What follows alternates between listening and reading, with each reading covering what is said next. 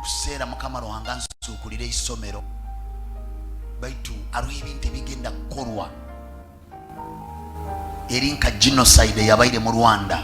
If you understand this, I don't know if you are recording this. Hariwo ekintu kiba planninga inywa abebembezi n'abantu abamu abali hano mumpulirize ekikutinisa nk'okwokya essomero likafuuyiramu abantu abaana abali haiguru ya 50. I'm seeing such things. Mukama nanyoleke haro hakavuyo stana akakwenda creating mu Uganda a lot of insecurities.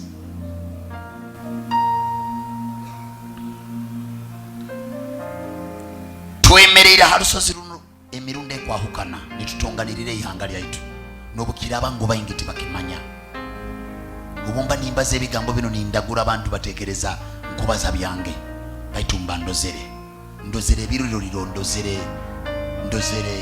ebintu ebikutinisa abantu nibatina n'okurubata, things becoming real tough. I'm warning the church, let us fall before God. I don't see things normal. I'm saying like in 4 months from today, there is great fear that is going to be created in this country. Please listen to me. If I be a man of God, listen to me. We are in a month of May, June, July, August, October. In the period of those 4 months, there is some calamity.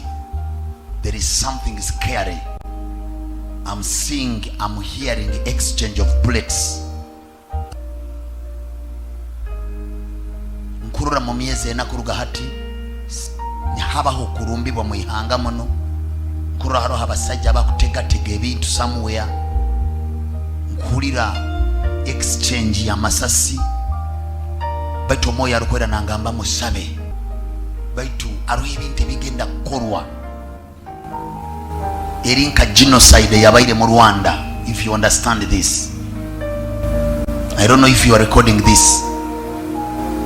Hariho ekintu kiba planninga inywa abebembezi n'abantu abamu abali hano mumpulirize ekikutinisa nk'okwokya essomero likafuuyiramu abantu abaana abali haiguru ya 50. I'm seeing such things. Mukama nanyoleke haro hakavuyo stana akakwenda creating mu Uganda a lot of insecurities.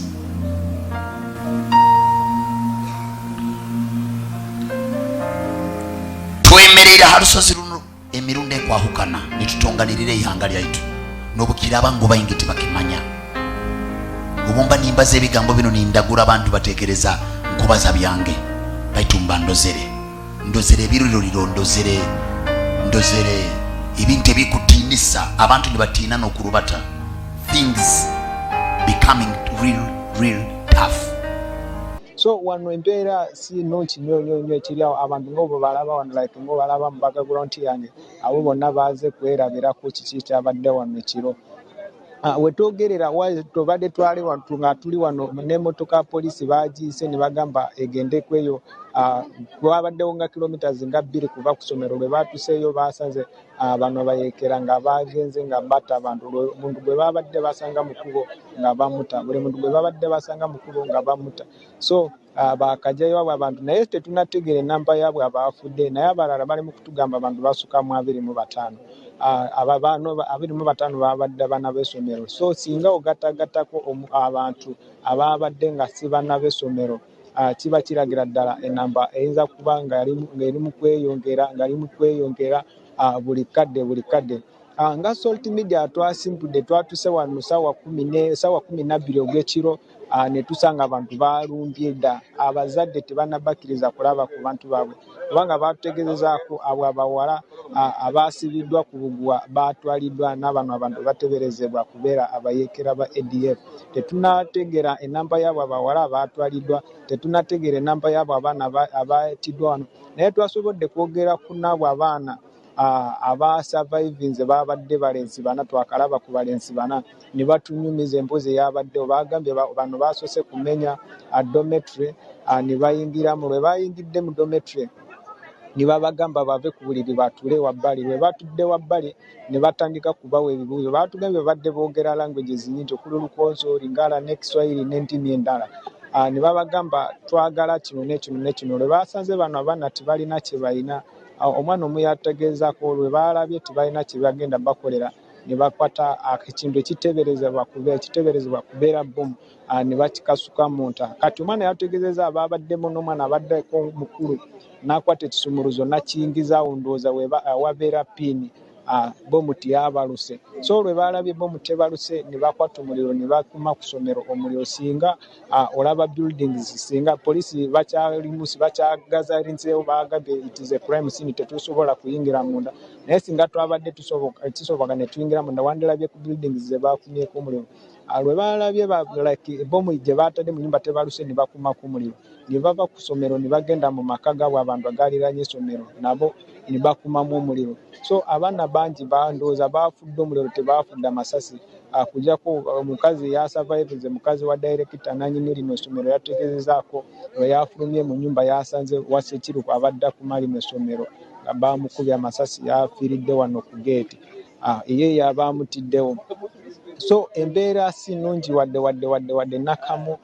Tukyali wano tulinze aba security, ebitongole byonna bya security, poliisi, amagye, aba intelligence, bonna county terrorism police bonna bali wano bagezaako okugatharinga information n'okunoonya obujulizi wano ku scene kulaba bano abantu bavuddewo, abayeekera ba ADF oba abantu balala abalumpye eggwanga. Twayogeddeko n'omuntu omu eyabawuliddeko nga bayita ku maka ge, yategeeza nga gamba bano abantu babadde bagamba twagala kukola ekintu ekigenda lumya pulezidenti w'eggwanga kubanga yagenda n'atutaataaganya eyo gye twali tubeera. Bo balowooza abatuuze bano basabye security bayongereko ku security kulaba nti no embeera eddako mu nteeko, kubanga bo baba bategeezeza bawulidde nga bagamba tugenda kudda. So wano batuuze ba wano obunkenge bw'amaanyi nnyo bwe balimu, tebamanyi ekigenda kuddako oluvannyuma lw'okulaba ekintu nga bwe kiti ekibaddewo. Kino ekintu kyabaddewo oluvannyuma tubadde twakamala ennaku eziringanya bayeekera balumba ettawuni eriranye bodda yaffe ye Uganda ne DRC, nawo ne batawa abantu abawera 10. Tebayingira mu Uganda, bakomawo. Lwe bakola ekyo ekikola ne baddayo mu nsiko. Then abanasi b'e Congo baddukira mu ggwanga lyaffe erya Uganda ne batukira ku bodda wano ne bababuddaabudda bulungi, basirikale baffe ne babaaniriza bulungi. Kati lwe badda eri ne basanga ndowooza security nga si yamanyi nnyo, ne bakola ki? Ne batandika kukola pulaani zaabwe ndowooza ez'okulumba Uganda lwe basanga security nga si yamanyi wali ku border.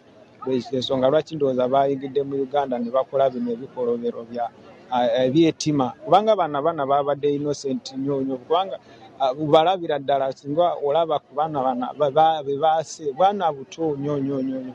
Omukazi ono yategeeza ko yabadde n'obwana 3 mu nyumba, naye buno obwana lwe balabye tebulina kye bugenda bagasa ndowooza mu nsiko, babulese ne babukasukawo mu luggya ne bagenda. Kati lwe basibudde wano ku ssomero, omukazi yategeeza bamugambye ategeeze abantu abagenda tukawo abagampe bagenda kudda, tebalekedde ku kikolwa kye bakoze leero. Bwe bati bwe bamutegeeza omukazi kusinziirako oyo omukazi yasurvivinze okuttibwa. Ne tumubuuza lwaki wasurvivinze bino ebikolwa by'okutemula abaana. Yagambye bwe bamusanze nga alina omwana w'emyezi 3 bamugambye tuli basiraamu tetuta mukazi alina abaana ab'emyaka 3 eb'emyezi 3. Ne bamugamba you have just survived kubanga wabadde n'omwana atawera omwaka, ensonga lwaki ono omukazi yasurvivinze. Naye singa omukazi ndowooza teyabadde n'ono mwana, naye esaawa zino wetwogerera yandibadde mufu. Naye nga salt media tutali ku ground, maybe mu maaso awo tugenda kuba tukuwa updates. Tulinze poliisi n'aba RDC bategeezako tusooke tubaweemu akadde, tugenda kuba tubaleeta live ku Salt TV batubulire embeera eyimiridde etya kiki kye bakoze nga security ate kiki ekiddako luvannyuma lw'ekino ekikolwa kyabayekera kye bakoze wano mu kitundu ky'Enyabugantu mu Mponto Lubiri Town Council. So mubeere ku Salt Media tuli ku ground byonna ebisingako awo tugenda bibawa mu maaso awo mweraba. Happening now. Sound system. Tutaataaganya mu mpeereza yaffe okukutuusaako ebyakagwawo.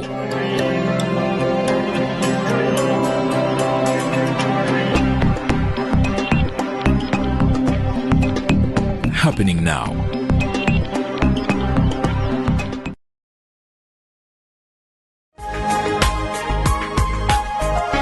Soul Television, Femunyo.